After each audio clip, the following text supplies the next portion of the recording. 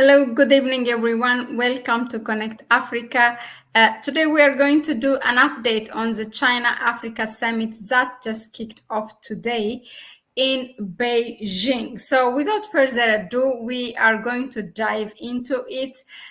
So, the China President Xi Jinping, has welcomed all these heads of states. So we are going to look at how it has been this welcome, and also we might do a kind of comparison with the last US Africa summit. So we have here Kwame Gonza to do that. So Kwame, how did you see the welcome ceremony by the China president, and how many heads of states that's really shocking, I think. But how many heads of state did attend this ninth China Africa summit totally? Can you hear me, Mahlet? Yes. Thank you very much. Yes, as you have already mentioned, let me first say greetings to everyone who's watching Connect Africa. And thank you very much for supporting the platform. And a lot of people, actually, Mahlet, have gone to support our platform on Rumble. A lot of people have subscribed, and we want to thank you, everyone who has subscribed to Rumble. Yes, our channel on Rumble. So we are going to put it together so that we can start streaming even on Rumble. I think that is very important. So we have to appreciate the people who are, hanging in there with us and supporting us in all kind of ways. Yeah, so thank you even for tonight for being part of this program. We have done a program on the China, Africa Summit, Focac, which is the Forum on China Africa Cooperation, which was started a few years ago by China and its presidents who have followed it up on. Yes, the African heads of state, to answer your question, were welcomed very well. Very, very interesting what is happening there. Even compared to the United States, which we will talk about later. It is incredible how they have been treated. The African heads of state actually, have been treated like royalty. If you look at the vehicle, that particular vehicle, Mahlet, which you are showing, it is called the Ohongchi L5. That vehicle is a made in China vehicle. Is one of the highlights actually for me of this first day of arrival. In addition, of course, to the children, I saw the Chinese children, some of them who welcomed the heads of state. But I saw the children who were singing and entertaining the African heads of state. Also, singing some African rhythms, some African songs. Really, it was very interesting. But that vehicle, which we are seeing there, is called the Hongqi L5. Is one of the most luxurious vehicles, in China. Is a classic vehicle, and it costs around 1 million. So all the African heads of state, that is the cost of that particular vehicle. It's not for cheap people. It's not, the average people don't even buy it. But that's the vehicle which has been the highlight of the day. If you compare actually to the United States and the vehicles which they used in the United States, it was disorganized. It was extremely disorganized when you talk about the United States. That the vehicles almost which were used in the US, they picked here and there. They were not uniform. So the function itself, I see it to have been very organized. The vehicle is normally used by Chinese officials, that particular vehicle as a nation, and is manufactured by the company called, is it called Hongqi? I think the company itself is called Hongqi or Geely. It's either Geely or Hongqi or Shanghai. I've forgotten the company which is manufacturing this particular vehicle. But at the back, always there's another vehicle which is always escorting. If you look at another vehicle which is going to come, that particular vehicle also is one called, the one which is at the back is called Hongqi H9. And if you look at the Russia-Africa Summit, which happened this very year, I think it was this year. Mahlet, can you remind me, was it this very year, the Russia-Africa Summit? No, it wasn't. It wasn't. I think it was last year. Yeah. Okay. Yeah. So during the Russia-Africa Summit, I think it happened in St. Petersburg. that vehicle featured very much. That vehicle in the back, which we are seeing in the back, which is called the Hongqi H9.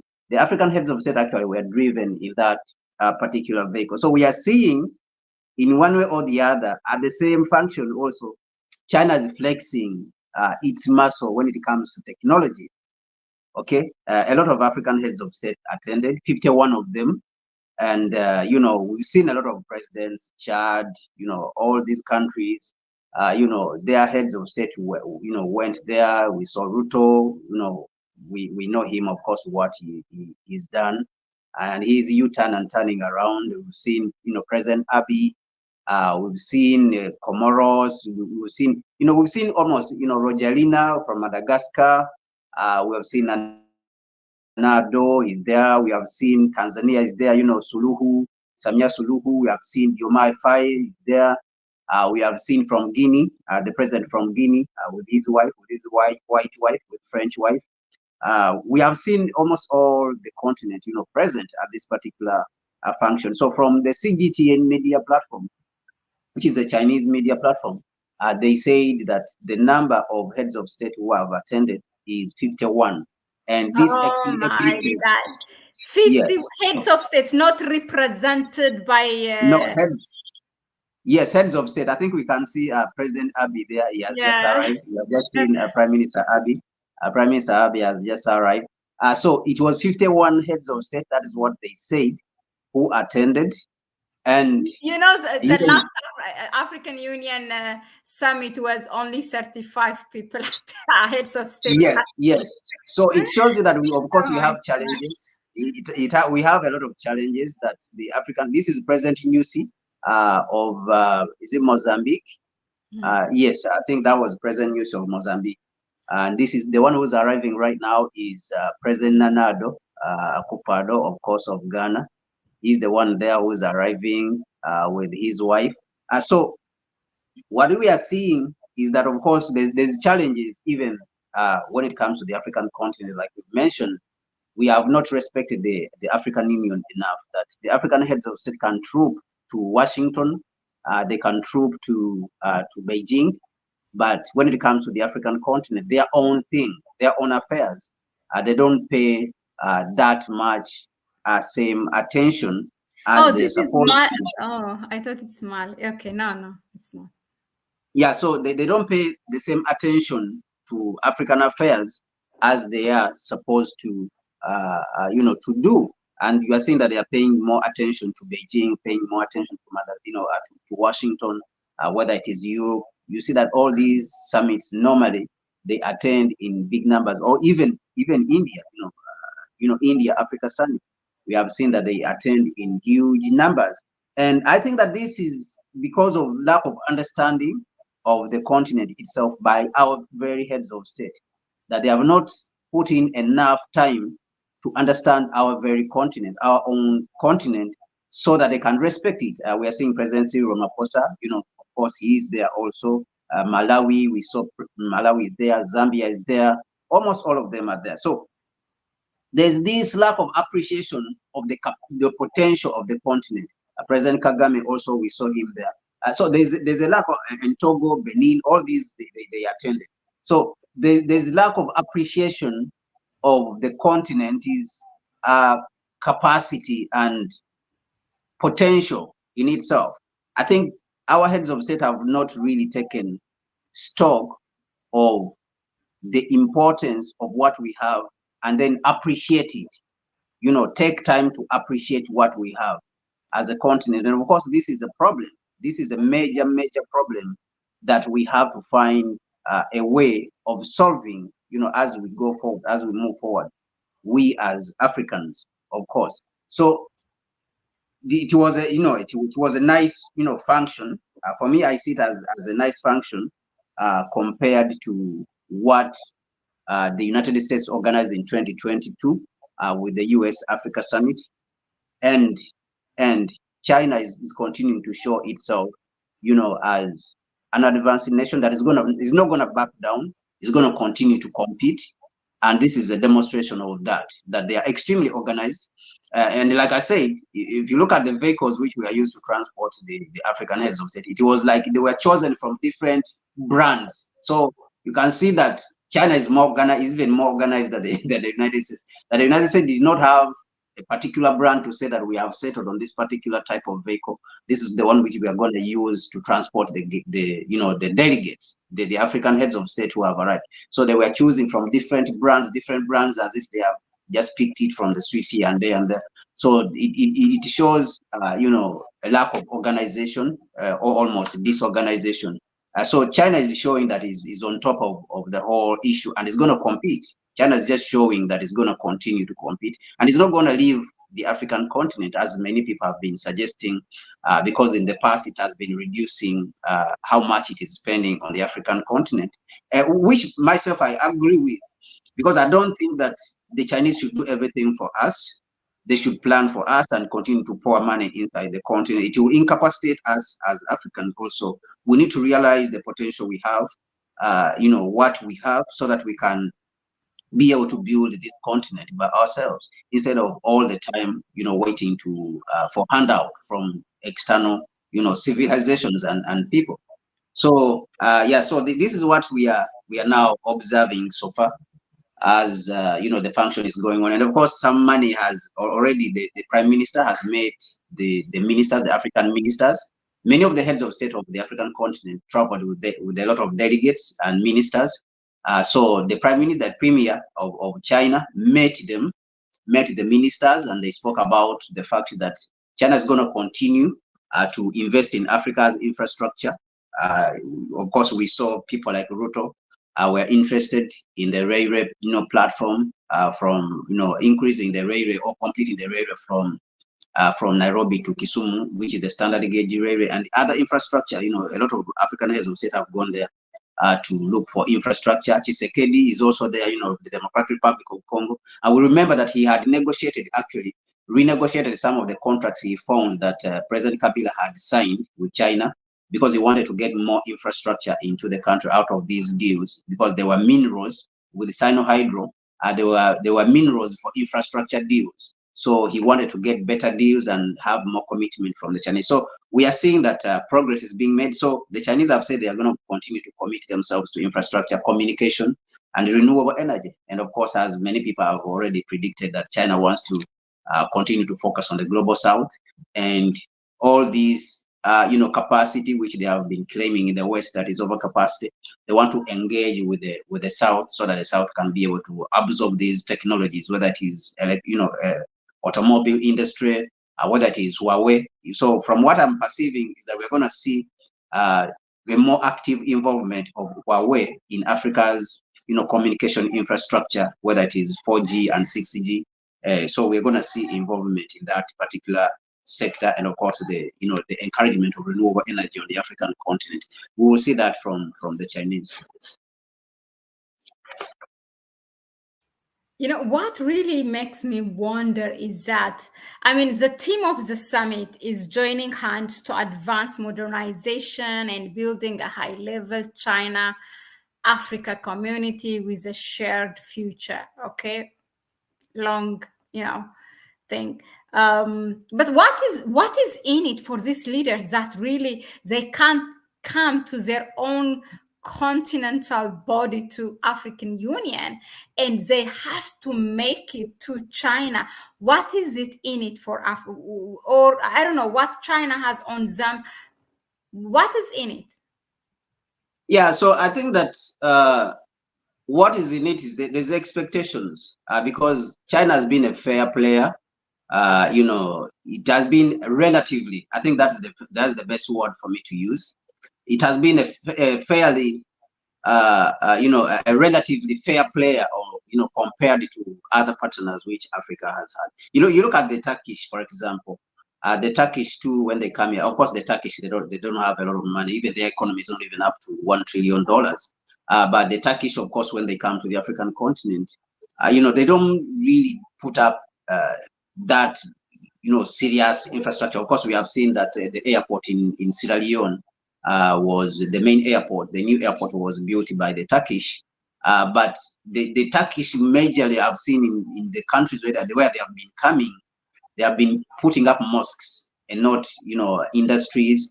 But we see, especially in East Africa, we look at countries like Uganda, for example, which I'm very familiar with, very much, and of course Ethiopia. There's a lot of industries from China. Not only now, China is not only putting up, just infrastructure, but industries. They are putting up industries, sewing, to produce, clothes, refining, making tiles. You come to Ghana, they have put up, oil refinery.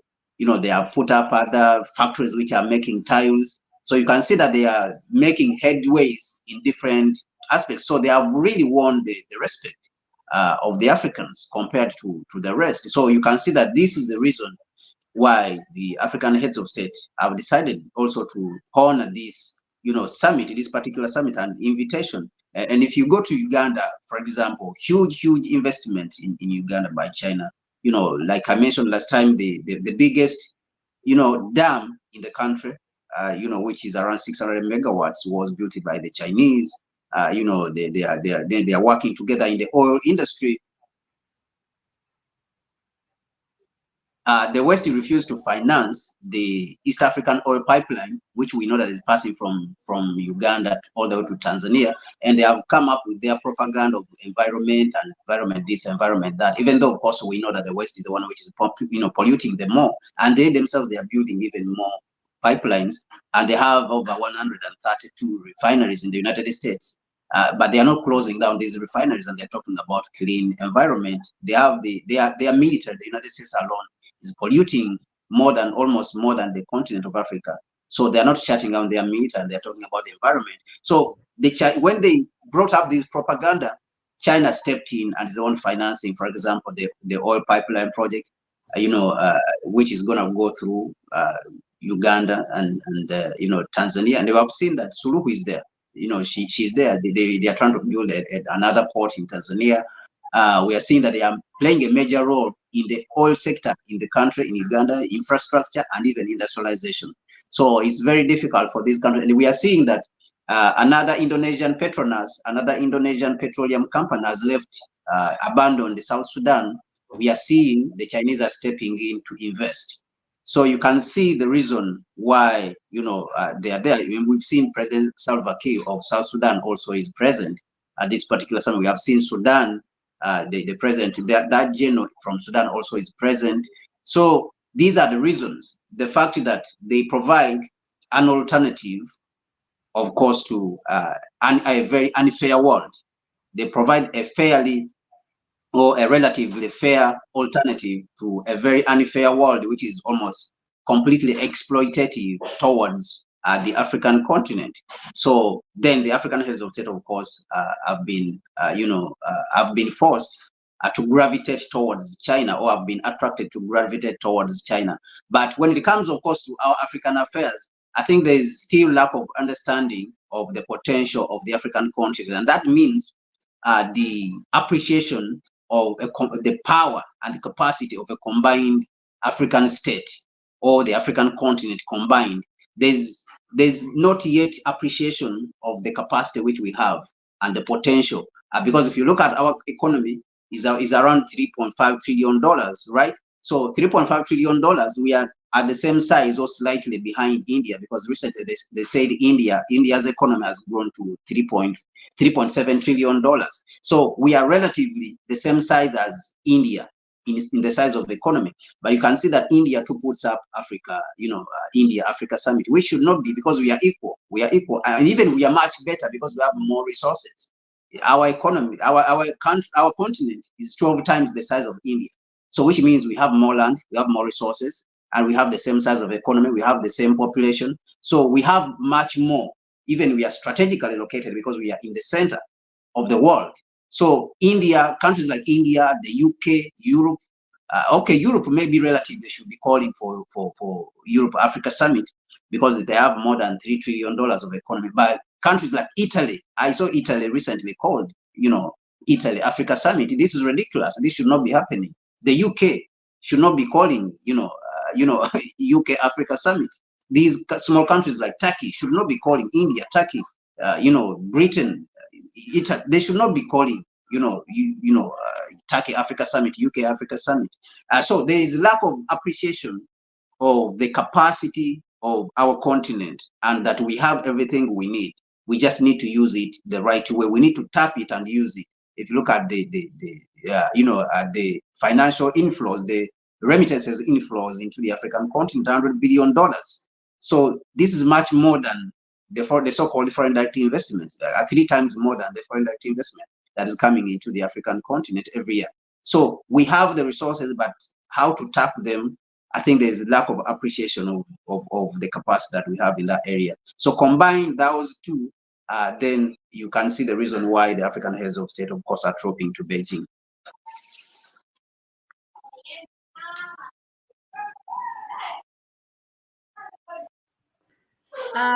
Okay, thank you, Kwame. Thank you, Sendes, also for Sendes is always. In fact, we might ask him all direct live here when we don't, when we want some data, for example, about the U.S. Africa Summit. He said it's July last year, July 2023. Can you compare this with the last U.S. Africa Summit? Yeah.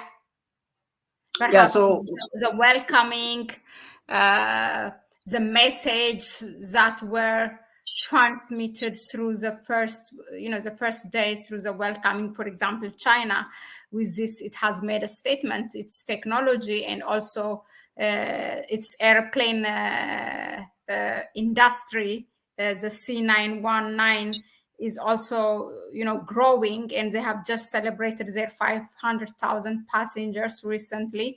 So with the car also, I think it's making a statement beside everything what is going on. With the US Africa, if you can recall what was like the major events, and if you can compare it with this one. Yeah, so when you look at the US Africa Summit, I think one of the things which I see is the genuine respect for the African heads of state, and like I showed you, if you look at the vehicles which they used, executive, the heads of state were really respected on that side, but the respect that comes from China, you can see that is genuine, right? Is a genuine. You remember that during the US Africa Summit in 2012, the then chairman or chairperson of the African Union, who was President Macky Sall, attempted to pull a chair for Biden to sit, and Biden pulled the chair from him, right? Pulled the chair from him. Of course, that small scene was not captured and was not, spoken extensively about. But the thing is that this was disrespectful on the side of the whole African continent, because remember, this was the chairperson or the chairman of the African Union. And I would just like to put some clarity on that for people to understand that when it comes to the African Union, we have the chairperson of the African Union. This is Bazoum, who was overthrown. So when it comes to the African Union, there is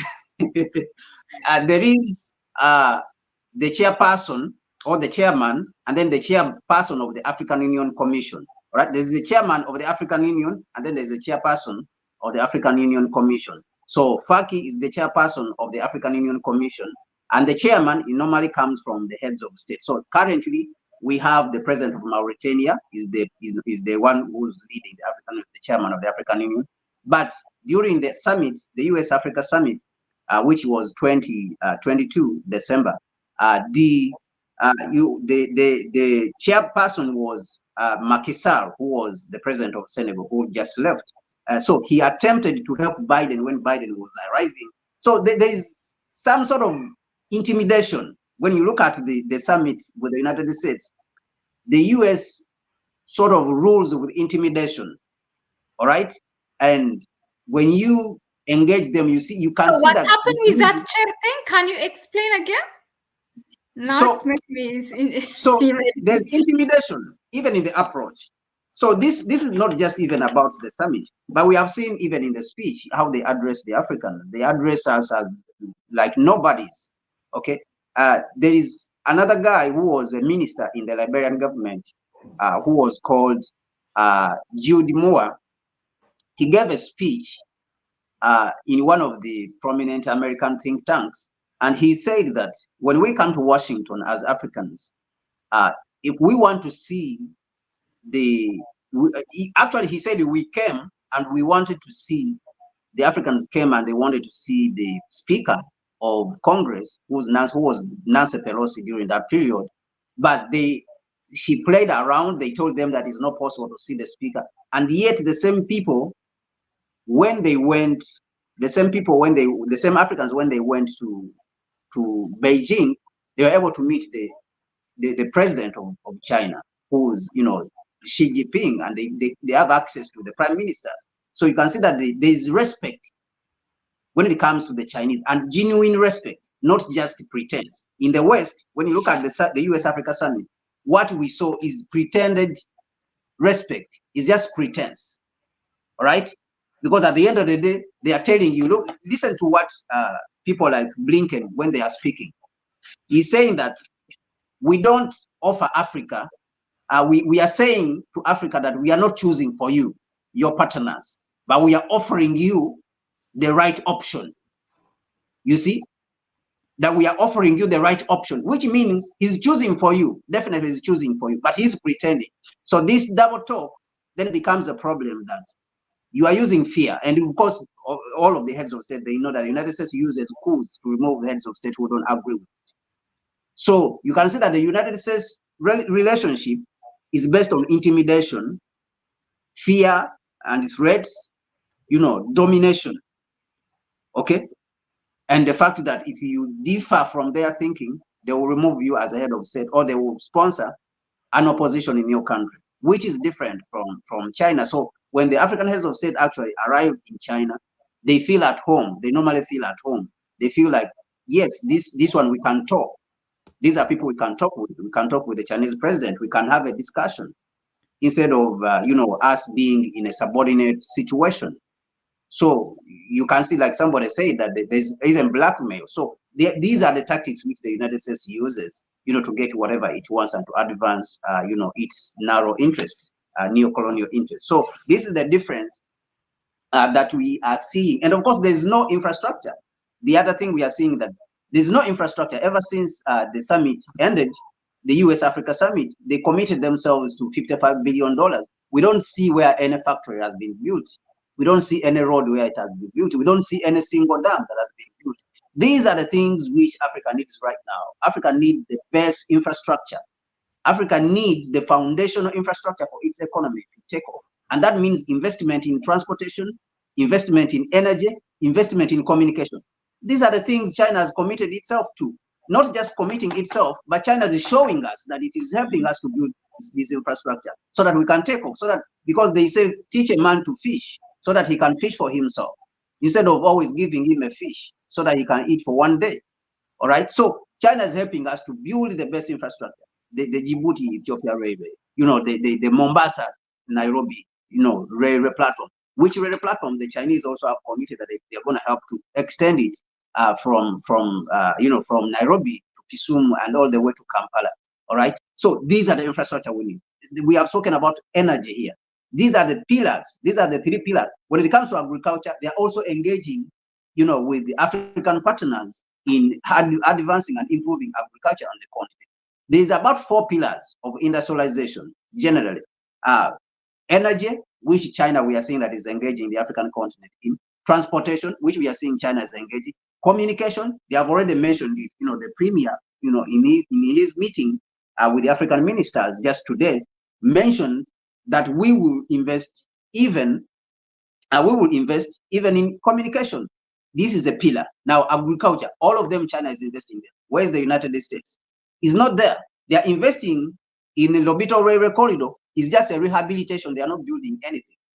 They're not building anything new. And they are rehabilitating it to take out Africa's copper and gold and cobalt from the Democratic Republic of Congo. So they are not contributing.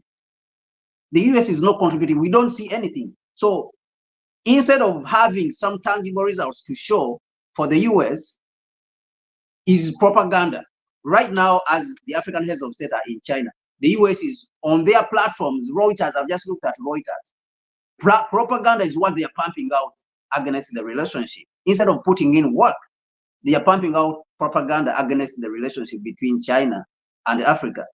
So there's no work they are putting in. They're not putting in work. They think that propaganda will be able to save the day and will be able to save them, and therefore will be able to build a relationship. So you can see that, like Sia and this has said, they use blackmail. They are using blackmail in addition, which I said, threats, intimidation, all right, using intimidation, and then to show us who's dominant and how we are under them. This is what for them they use. And then of course, when African heads of state go for a summit like we saw, which the one which they went to last year, then they use these kind of pretense that they respect the African heads of state. But we know deep down their hearts they don't respect the African heads of state, and they don't respect the African continent. And it is evident in how they are portraying us on their media platforms, how they talk about us on their media platforms, and which media platforms they don't even want to rein in into their media platforms. And they say to tell them that they should tone down this racist attitude and this racist rhetoric which they are using against Africa. They don't do it. So I think they can pretend all they want, but the result from what we are seeing that is coming from China compared to what is coming from the US is evident even for a small child to see. And therefore, that is the reason why we are seeing that the African heads of state, have gone to this particular summit in big numbers compared to the United States Africa Summit, which happened last year.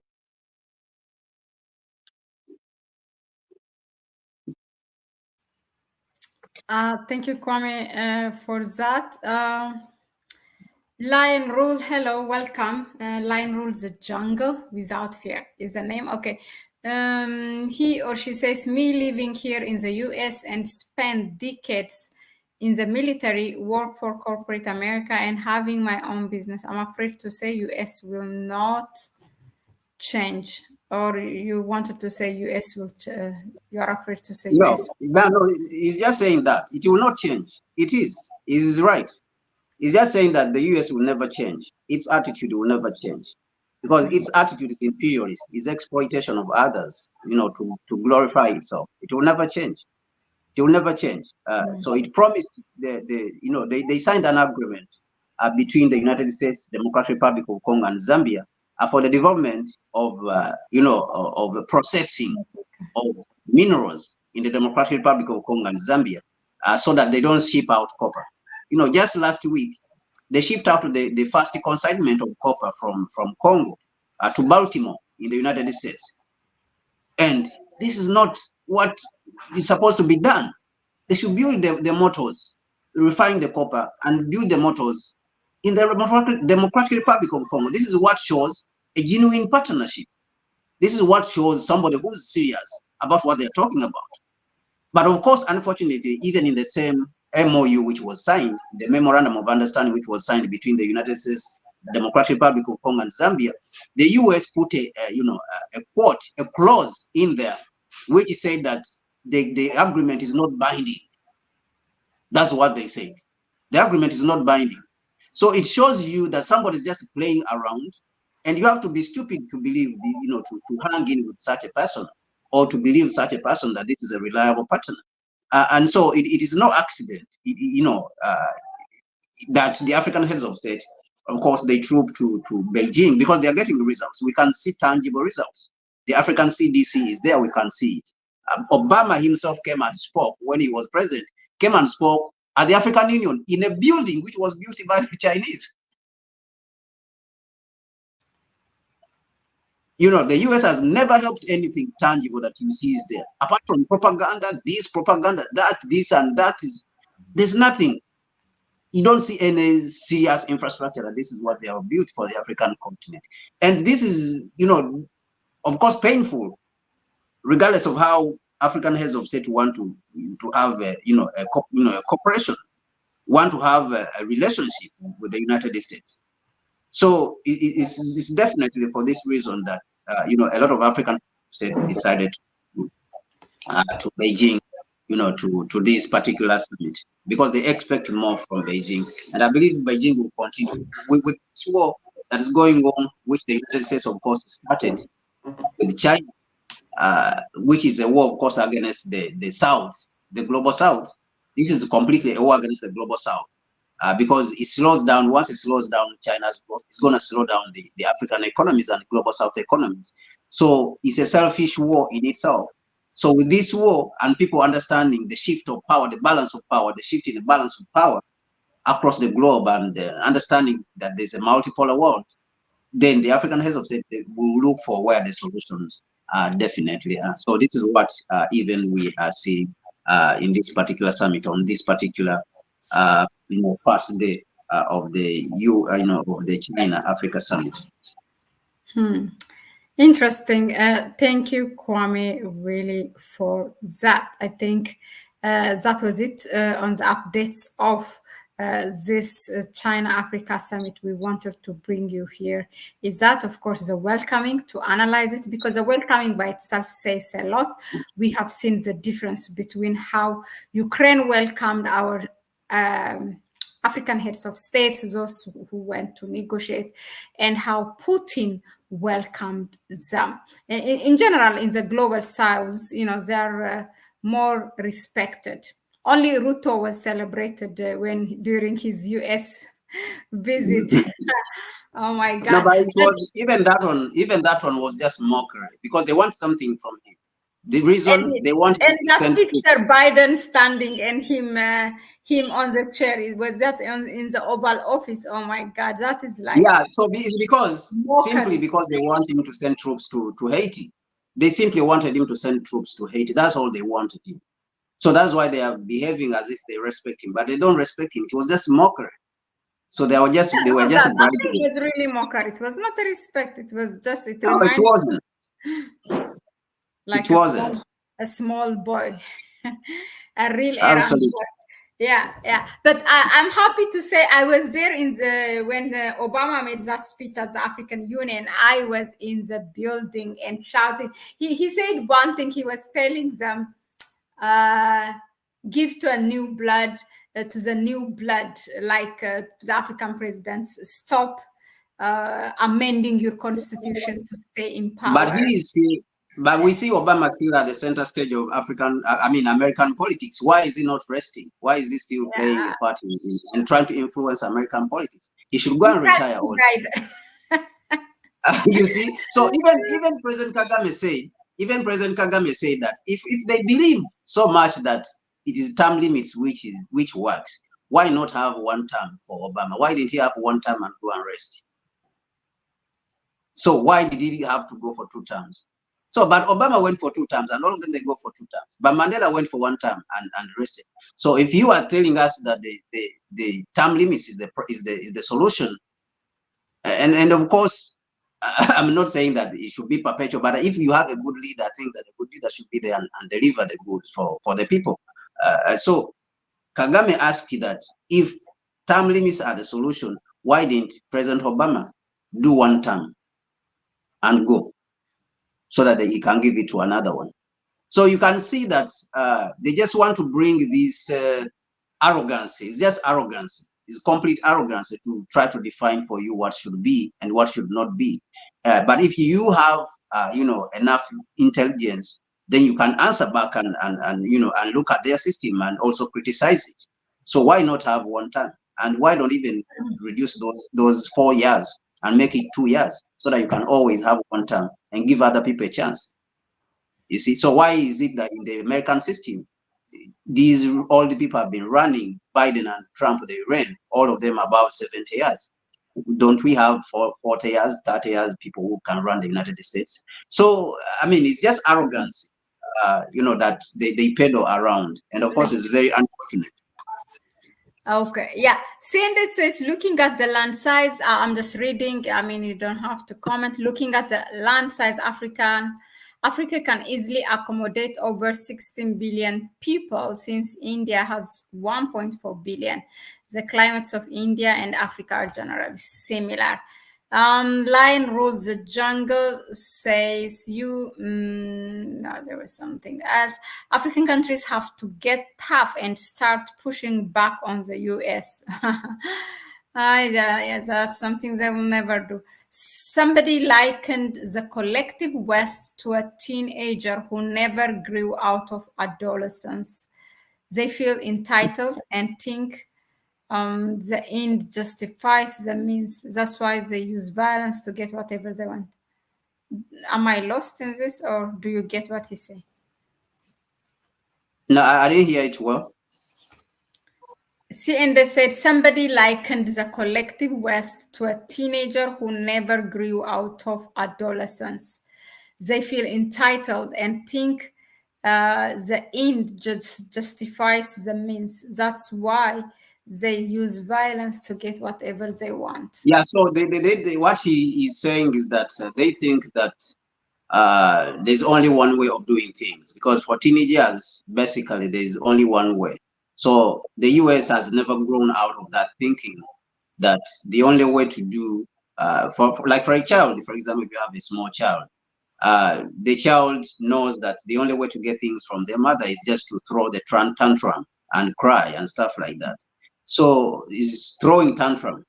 And if the mother doesn't take a stick and whip that child, the child takes that rope. Or if the child, if the mother doesn't respond back in a way to discipline the child. So this is what is happening with the United States, that they think that everything that happens rotates around their themselves. Okay, so the world rotates around them.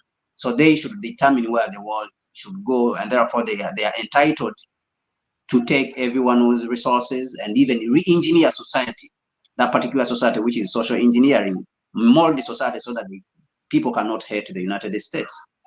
So that's what basically I think he's talking about. That they are like teenagers who think that the world goes only their way. Therefore, if they want, they can use violence to take whatever they want from the world. All right, so we came for a short video here just to reflect on a couple of days, but as a couple of points, but as usual, it went longer, but it was good, I think, for a good reason. Thanks again. Thank you all for tuning in. Thank you for all your support. Please share the video with others, give it a like, and subscribe if you haven't done that. What else? You may please support us through our PayPal account, which you can find in the description section. And Kwame, thank you once again for this update. We will continue until this, or maybe we will do at the end or something in the middle. It's from today till the 6th. We'll come tomorrow and I think comment on President Xi Jinping's speech, because he may give a speech tomorrow. He's like to give a speech tomorrow, so I will come and comment on the commitments which China will make, and then I think we will take it from there. Actually, I saw some news which came out, and they said that it is a scholar from the Institute of Security Studies, which of course is based in South Africa, but is a Western-funded institution, NGO, sort of like that. Is funded by Western money, including George Soros. Institute for Security Studies. I see. Yes, it's funded by the Western NGOs and some dubious. I was checking it out. So there's a scholar in the Institute of Security Studies who came out and did research on the promises which China has made for the last 10 years. She said 10 years. She said from 2006 to 2021. All right, China made promises to Africa of $191 billion, and what was fulfilled out of that was about 155. So that's the research. She did a researcher. She did a research. She's called Dick Clover, who did that. The woman is called Dick Clover. She did a study and a research on the promises of China. So you can see that there is tangible, projects when you go around the continent that they built them. They built a lot of But projects. I was wondering if you say that, okay, no, I get the point, but how, if it's really West, I know some of the sponsors, I don't know continuously, but for some of the projects, it's true. Yes. The West supports it, but how did they allow to come up with this kind of result? Because they can also Yeah. So definitely, me, what I wanted to point out is just that China is doing well, right? It has done well. If it fulfills, majority of its promises. Let me see. This is about if we look at 155, right? Let me see here. 155 1. So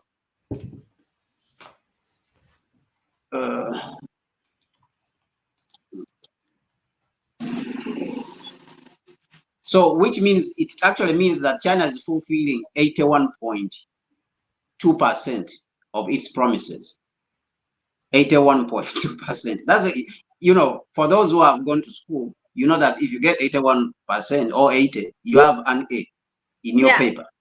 Yes, that's an A. So let's go to and examine the West. During Obama administration, the US promised about $49 billion as a commitment. Just recently, in 2022, the Biden administration promised about $55 billion. But when you track on the ground, you don't see it. You don't see anywhere on the African continent. You don't see anything. Where is the commitment that these people have made? You don't see nothing. That's a part topic by itself, concerning on the research on the finding, and then the way now you try to look at it to compare it with the US. But it's a good point. True. It's definitely, that's like almost it fulfilled what it promised. 155 out of 181 is a good one. A richer Africa, okay, saying a richer Africa will be better for China in the long term. China will be able to trade more as Africans will afford to afford the goods that the collective West is busy in raising taxes. Absolutely. And tariffs. Yeah, that's a good point. Absolutely. Yeah. Absolutely. All right, then. Thank you. And we will see you on the next one tomorrow again. We will be here. Ciao, ciao. Ciao, Kwame. Bye, everyone. Sendes, Lion. Who else I miss? I think 2 of you are here, but everyone, I know, even if you are not commenting. Okay, ciao.